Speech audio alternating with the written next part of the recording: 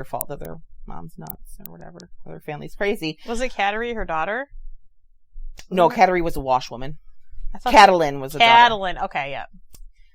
I just read some place that they said that some people thought that Catalin maybe did participate in some of it. I mean, they were raised in the household. They had to have seen some things. So we've all heard about Countess Bathory bathing in virgin blood. So this stems back from many years later after her death. In 1729, a Jesuit scholar, Laszlo, which reminds me of What We Do in the Shadows, the TV show. If you don't watch that show, I don't know who you are. You need to watch it. It's funny. And he's fantastic. So Laszlo Turoczy was doing research for a book he was going to be writing about Bathory. He wanted to write about her life. Mm-hmm. So he visited the countries where her former tenants would have lived. And they're still talking about, I mean, you talk about that forever. I mean, we still hear about Countess Bathory. Oh, yeah. So they were talking about her in the villages, and he was kind of interviewing people and talking to them and they were calling her the vampire countess who bathed in the blood of virgins to maintain her youth and beauty.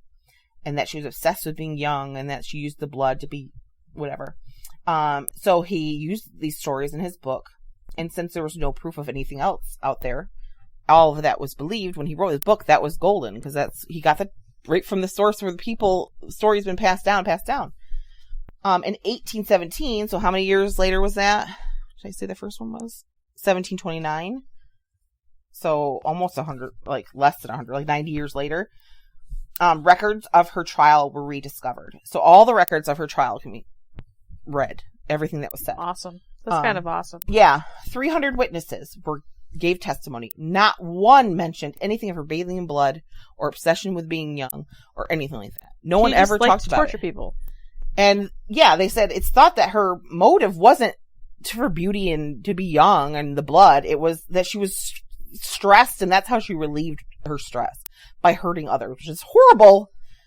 But that was just like those things where those urban legends start and they get spread. Yeah. She never bathed in blood once. But she did. She had enough blood. She kind of did when she would beat people. And what she they said, blood, but several of them times, each person said that immediately she would change her clothes. She didn't want it on her, and she'd make them scrub the blood off of the floor. Like she didn't want it on her. Right. So there was nothing to say that, but it was just stories being told about her. Yes. It was thought that I talked about releasing her stress, and that it was said that when these things happened, it was during times of her most stressed times when she really torture bad. Well, the castle in Hungary or Transylvania I think it's in Transylvania that they refer to as Dracula's castle. He never put a toenail in it. Right. It's the same it's the castle that Bram Stoker based his story off of, but it had Vlad Dracula never lived in that. The same castle. thing. It's so just tales. You have to go to the other ones that we posted pictures of. Yeah. Those were his castles, but the one they call Dracula's castle is it's not his castle. It just looks like the castle. It was the castle that Bram Stoker. So it is famous in that respect, like it's Bram Stoker's, but right. It's not the Vlad. It's the one from the story, but not the one actually lived in. So Guinness Book of World Records lists Bathory as the most prolific female murderer ever. Mm-hmm. Like the biggest.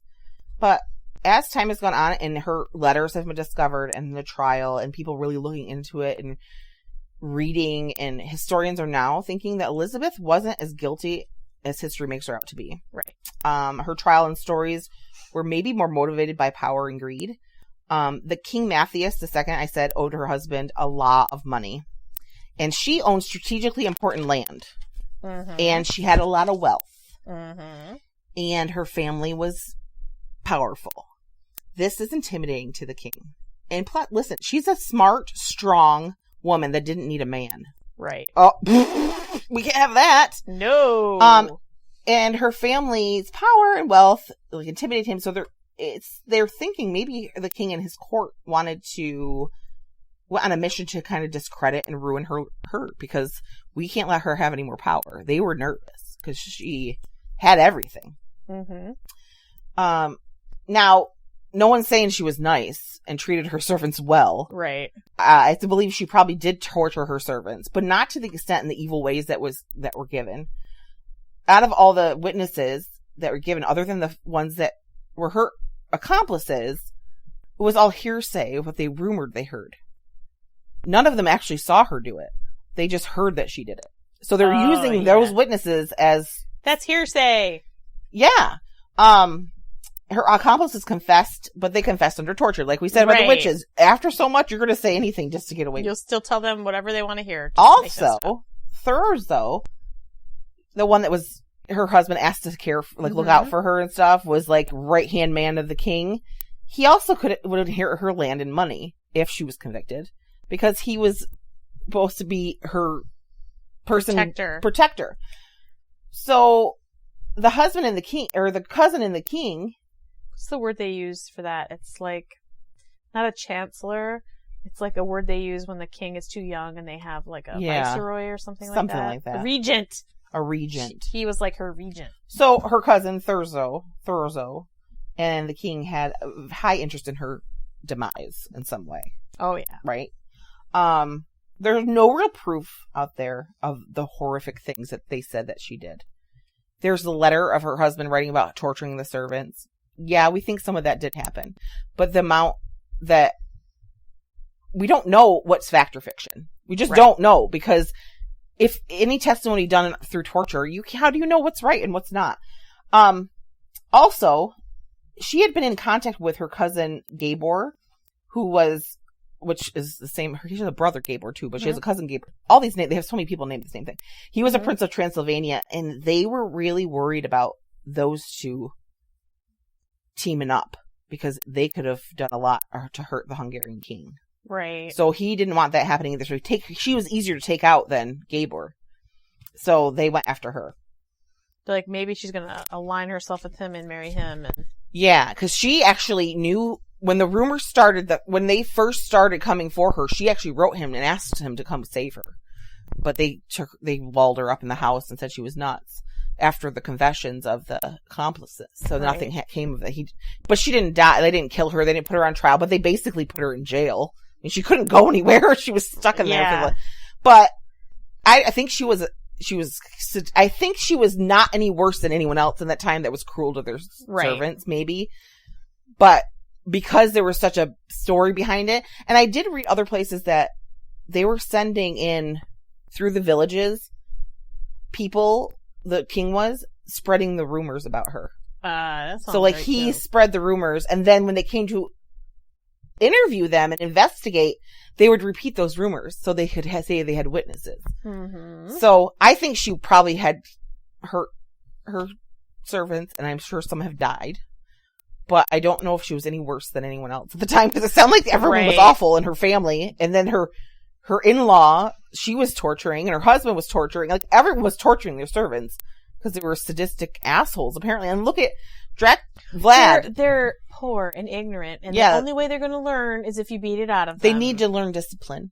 It was one of the things that they would say, but which is terrible. You think about Dracula and the way he would torture people. Like, I think it was not. He wasn't torturing them to teach them a lesson. He was just torturing them because he liked it. Because she liked to torture. But people. I think she kind of liked it too. Right. I think because the thing that she had fits of rage and stuff. I think that she did it to release that, and I really believe that might have been part of the reason, her motive to do it, is like she was pissed off, so she would take it out on a servant. But there's so much proof that she actually tried to do well for the people that she was supposed to be.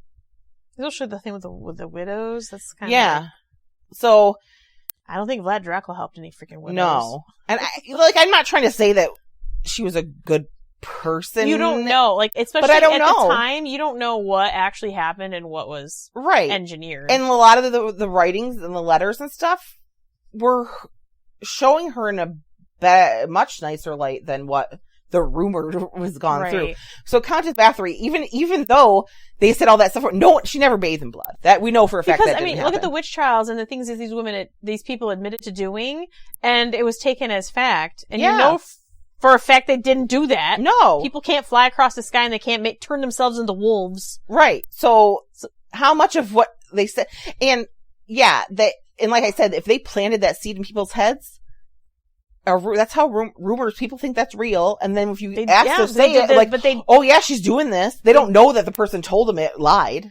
If you think about it in terms of witch trial, like, you're like, probably none of that happened. Right. You know? Yeah.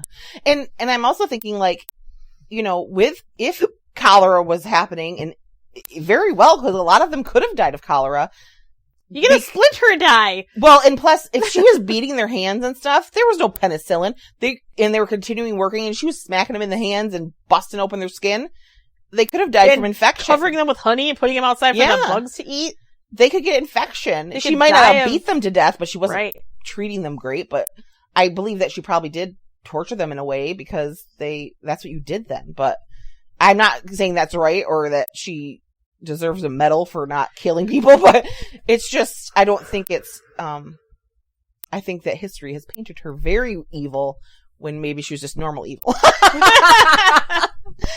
So that's just regular evil. She's just regular, not super evil. Just regular evil. So that is Countess Bathory. And, you know, like I said, there's movies and books and everything based off that tale of her and what she's done, and vampire tale stories and everything. So I think people much rather have her be the vampire countess and have her bathed in blood, because it's a fascinating story. Yeah.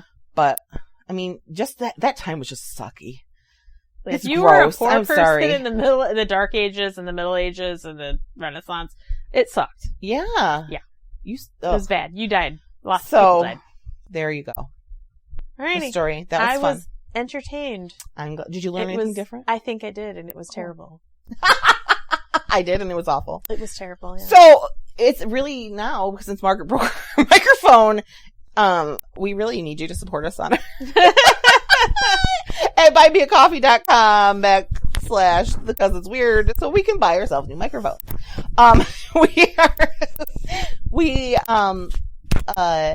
You can follow us on your favorite platform. You should be doing that already. I mean, come on. And you can follow us on Facebook and TikTok and Instagram and YouTube at The Cousins Weird. And we want to hear your stories and your ideas. And we want you to talk to us. So email us at thecousinsweird@gmail.com. Yay. And I'm going to put our Linktree, so you can check out our merch and our website and all that good stuff in the description of this episode. And have a great week, friends. Stay freaky, friends. Bye. Bye.